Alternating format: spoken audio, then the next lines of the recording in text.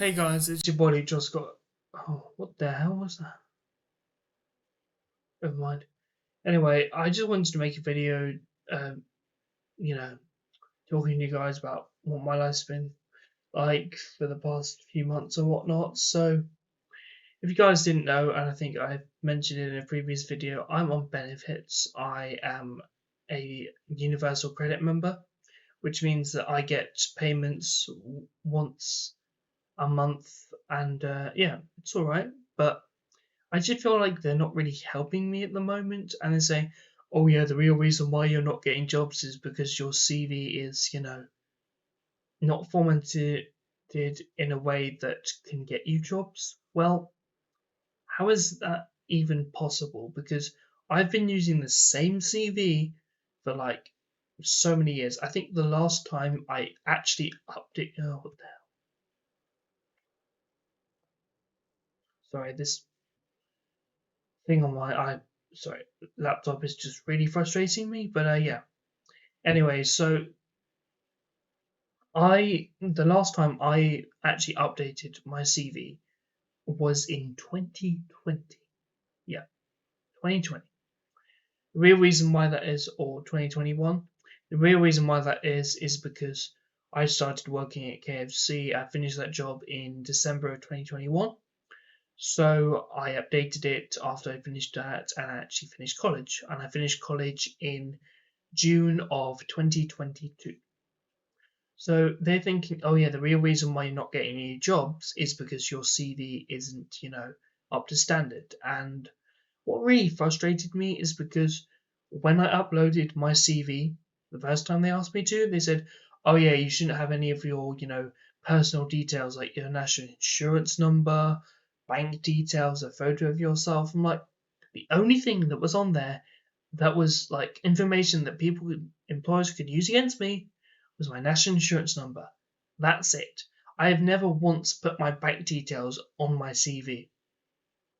The only time I would ever give my bank details to an employer is if I get the job so they can pay me.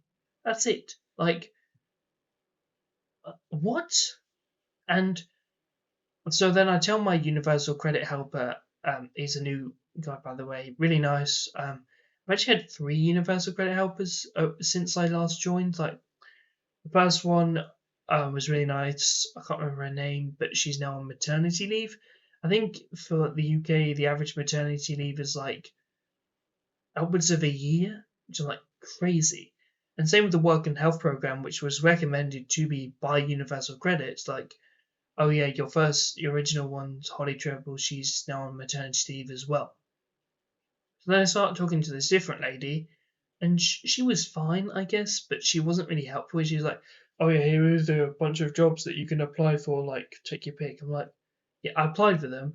Didn't hear anything back from any of them." And the thing that my new helper thinks that the real reason why you're not hearing back from these people is because of your CV. I'm like, well, I'm really confused because I've been using the same CV since 2021.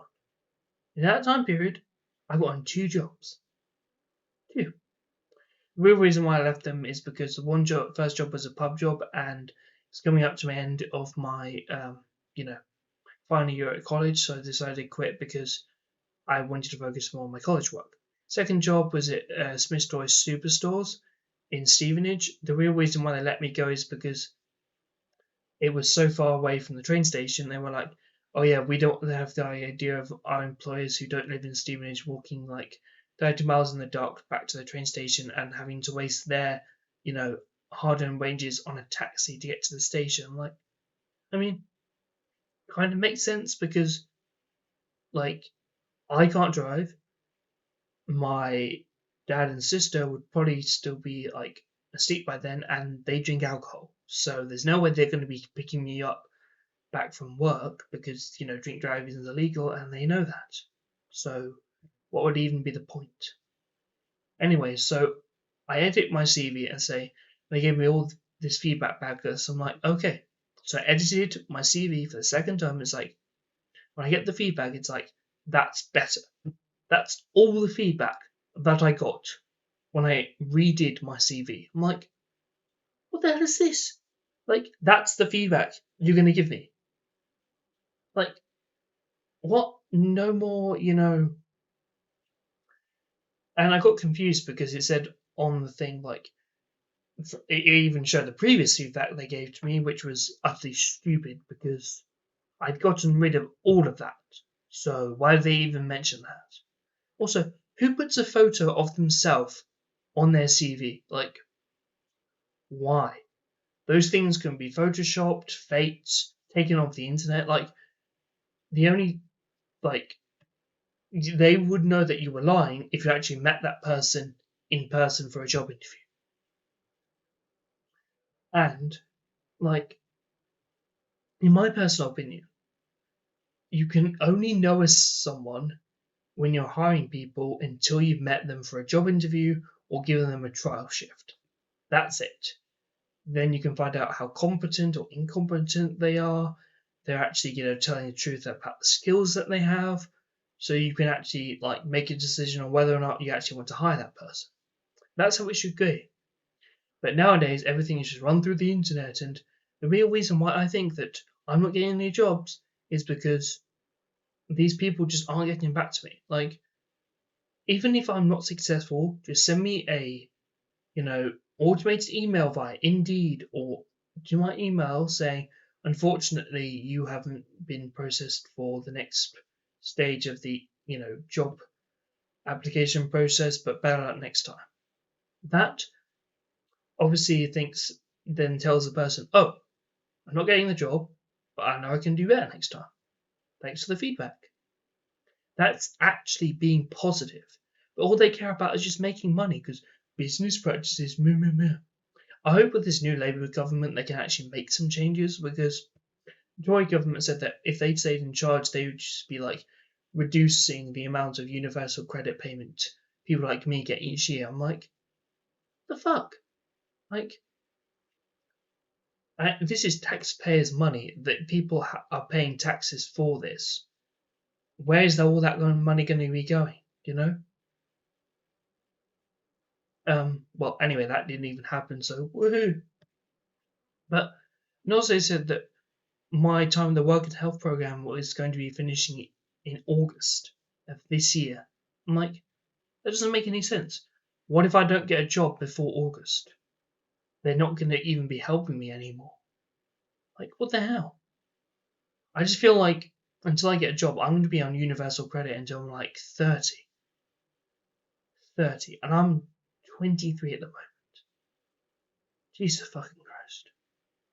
And I just don't feel like they're even helping me. It's like all they care about is just doing their job. And what's weird about it is that when I got my job at Smith's Toys Superstores, I didn't tell Universal Credit I had the job, but they decided to deduct my payments because they have my national insurance number, so they know that I have a job. How does that even make sense?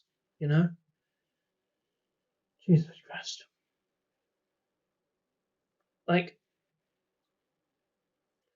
if you're going to hire someone with experience. Like, even if they have no idea in this industry that they're looking for, at least train them in that industry so they have some knowledge of what they're doing. I've just recently applied for a job in like a tile store that obviously is selling tiles and whatnot. Obviously they're gonna have tills. I have till experience. Like,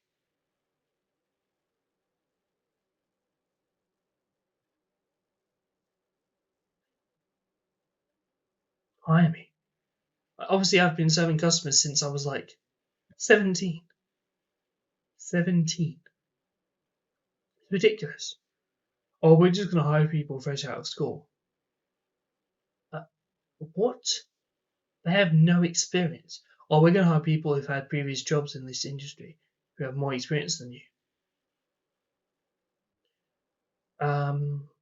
Why though? I mean, I can do their job as good as they can with the proper training. They already know all this stuff. Why would they leave their previous job? Makes no sense. Anyway, I just feel really annoyed. and cheated on by all of this. Like, first of all, the people that work on the health program didn't tell me that this would be ending in August. So I'm going to, on the next phone call and be like, oh yeah, why is this the case? No one told me. We weren't told about this when I started. Why is this happening? If you don't communicate with people, they're going to get frustrated because you're supposed to be helping you. At the end of the day, you're just telling me all this new information that I didn't have any idea about until now. Like, what the hell? Jesus Christ. Like, what has this world come to? And the fact that I haven't found out a job that I haven't got a job since I found out I was autistic shouldn't make any sense. Like, the only time I ever tell people I'm autistic is when, like, there's this website called Harry, spelled Harri, and there's a questionnaire that you have to take when applying for jobs through their website, like say, oh yeah, do you have any of these disabilities? If so, tick the box. But if there is a new people and they don't know whether or not they might be autistic or have ADHD or Asperger's or any of these things, what are they supposed to put? Is there a box for I don't know? Because there should be. I think there is. But like, if people don't know, then how are they going to help them? And also the people in the therapy industry, like, there's like hardly any of them. They're helping people. Like, it took me so many years to get an assessment for autism, and the assessment was like okay at best. Like, it wasn't helpful at all in the slightest. Some of the stuff said, "Oh yeah, your son is like this," and it's like, just no. It was so incorrect. Like, the people who talk to me about this stuff haven't lived with me since, my dad has raised me since I was 6 years old. He knows who I am. He knows how I behave. Why would this? And then I come up with all this bogus and untrue information. What the hell? I'm like, the real reason why it took so long is because these staff members, like, they're understaffed and underpaid. Just hire new people. There are so many people who are professionals in these industries. Hire them. If you don't have the money to hire them, that's okay. Just let people know. Obviously, they're not going to do that because they feel afraid that if they, the public found out about that, then there would just be riots in the streets. It's ridiculous. But like, yeah, it's really annoying. And also, this is not the time I've only felt victimized. Any time. Like, I'm autistic. I do see and react to the world differently to other people. Why should me being autistic make me finding a job harder than the average person? It doesn't make any sense. Like, my sister is not perfect. Know that for a fact. No one's perfect. But she gets a well-paid job just like that. I mean, come on. Seriously? Like, what does the world come to? And she's younger than me. The only real reason why they hired her is because she has like a degree in the things that they need a person to have a degree in them for. But most of the stuff that she works in is done online, and she's working from home like 3 days a week. It's ridiculous. I know, right? It's like, bloody hell. Also, all the stuff about people working from home. How can you actually trust that they're getting the work done? Obviously, people are going to be monitoring their progress online because they obviously have a website where they monitor your progress. But like, there are hackers nowadays. They can just hack the system, say, "Oh yeah, my progress is doing much better than this person's," and just not do any of the work. You see what the problem is here? Obviously, they have safeguards in place, but this is just ridiculous. Like, anyway. Also, I've got a few more stories to tell. So yeah, this is actually story time with Luke now. So if you don't believe me about any of these stories, just your opinion. But yeah, let me know in the comments if anything like this has ever happened to you. These stories are in chronological order from oldest to youngest, depending on today's date. And yeah, so first story happened when I was about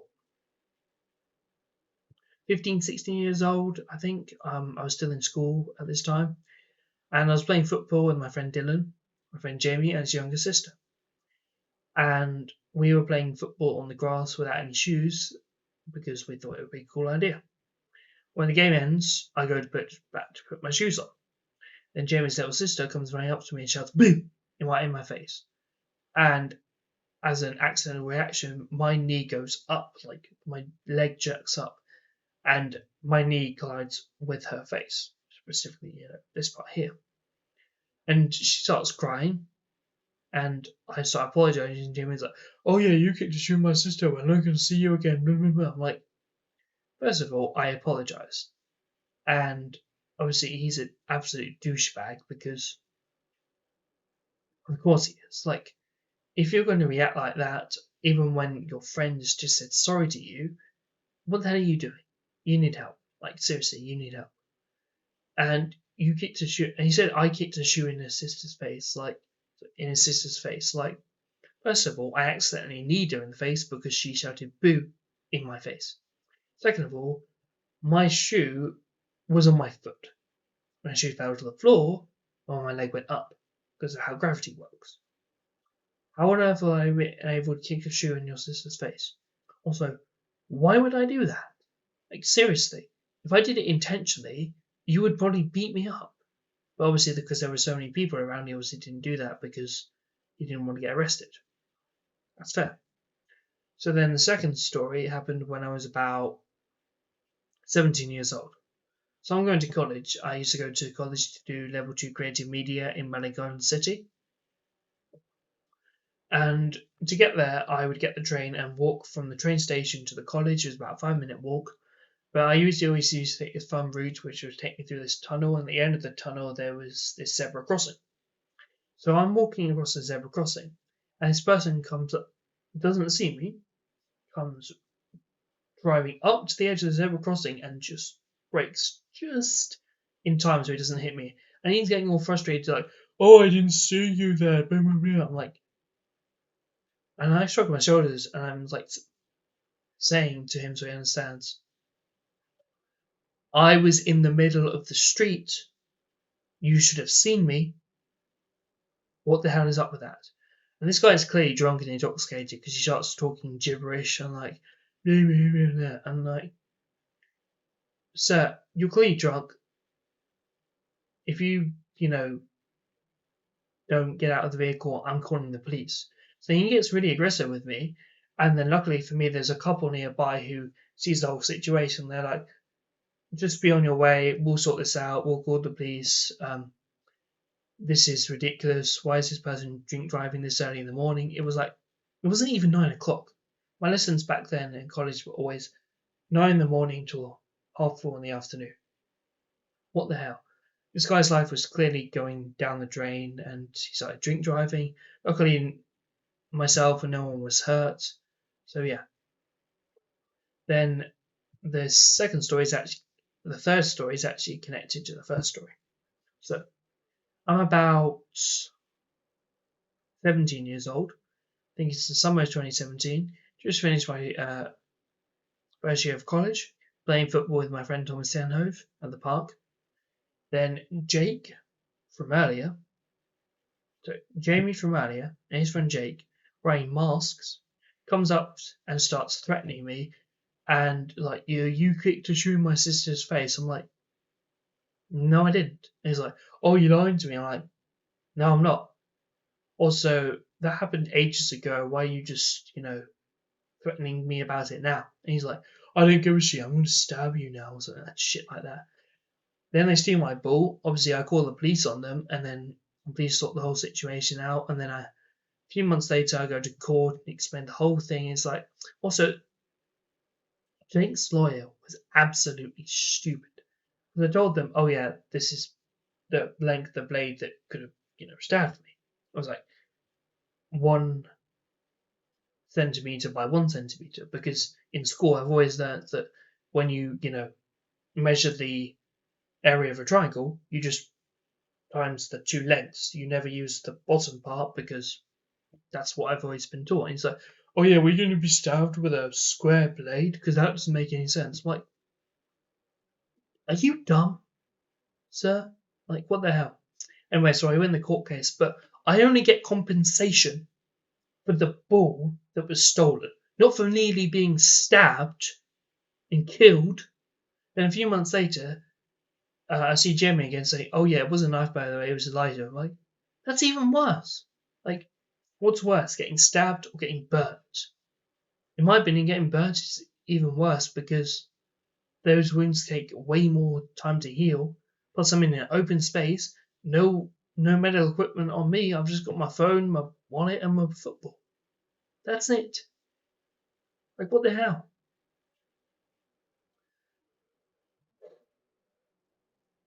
Anyway, so this is the fourth story. This one makes absolutely no sense. It's why I was fired from my job at KFC. So, a new manager was going to be in charge of the KFC I work at. I used to work at KFC in Baldock Services from about lunchtime to about closing. I always used to cycle there and cycle back.